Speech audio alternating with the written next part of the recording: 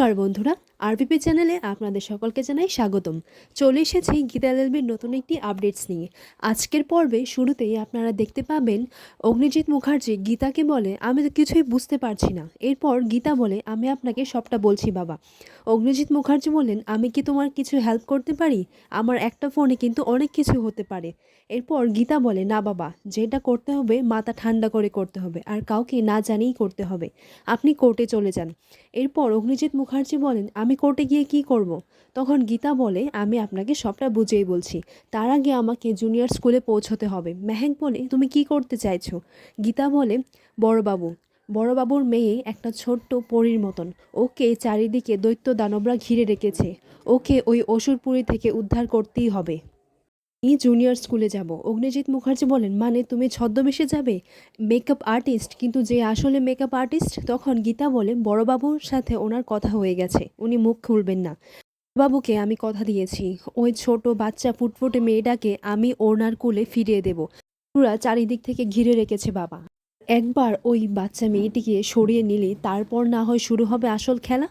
এই মুহূর্তে দেখা যায় গীতা আর দিয়া সেখানে পৌঁছে যায়, আর গীতা মিতা সাহা সেজে সেখানে যায়। তখন সিকিউরিটি বলে, আপনি কে? গীতা বলে, আমি মেকআপ আর্টিস্ট।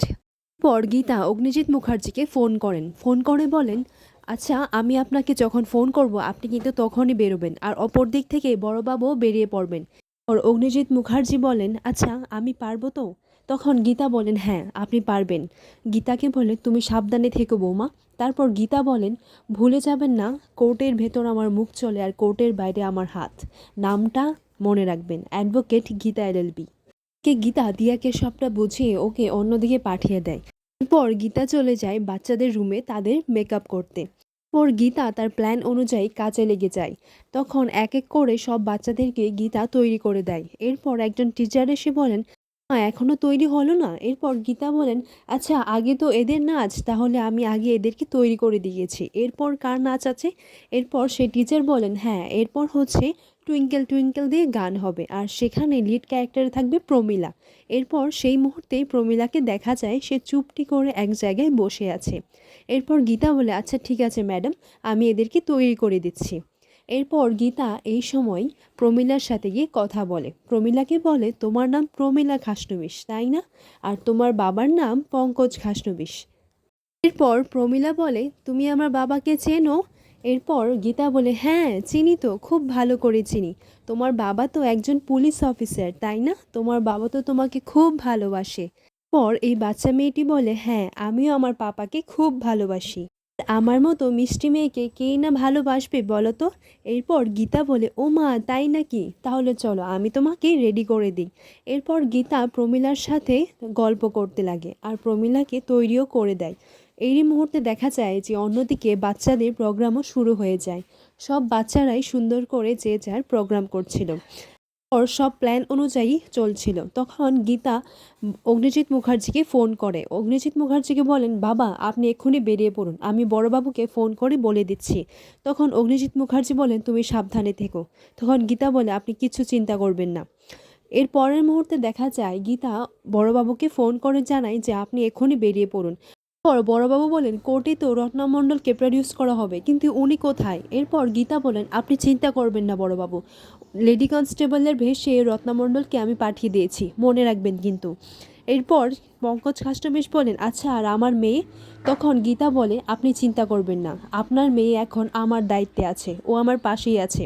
পর সেই টিচার এসে বাচ্চাদেরকে নিয়ে যায়, কিন্তু গীতা প্রমীলাকে যেতে দেয়নি।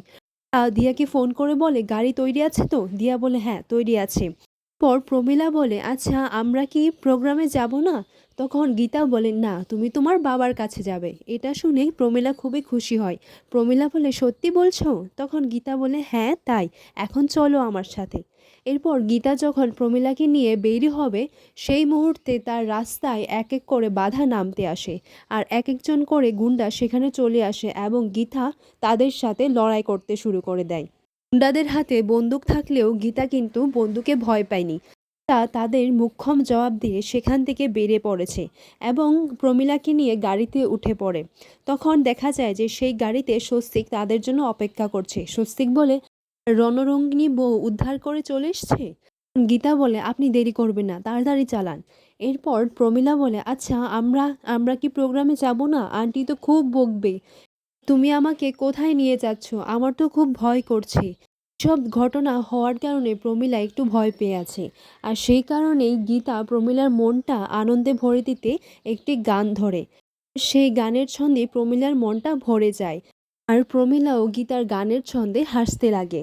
ওদিকে দেখা যায় অগ্নিজিৎ মুখার্জি ভজনের সাথে কথা বলছে। অগ্নিজিৎ মুখার্জি বলেন, আমি আবার আমার গায়ে এই কালো কোটটা পরেছি। আমি আজকে আবার কোর্টে যাব। এই দুধ কলা দিয়ে একটা কালসাপ পুষেছিলাম। তোমাকে এতটাই ভরসা করেছিলাম যে তুমি সব চরম সীমা পাড়িয়ে গেছো, শুধুমাত্র কয়েকটা টাকার লোভে আর স্পটলাইটস ফ্রেমের লোভে।